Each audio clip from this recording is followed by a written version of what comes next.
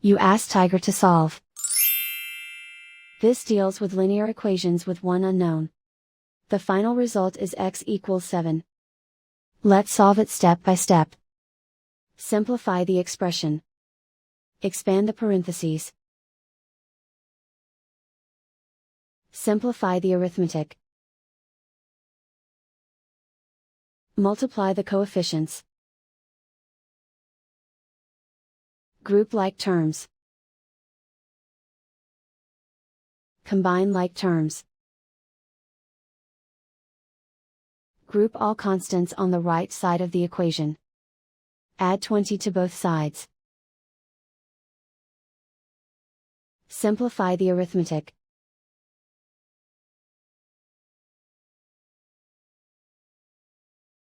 Isolate the x.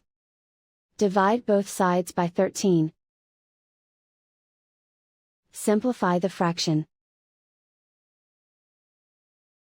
Find the greatest common factor of the numerator and denominator. Factor out and cancel the greatest common factor. And so the final result is x equals 7.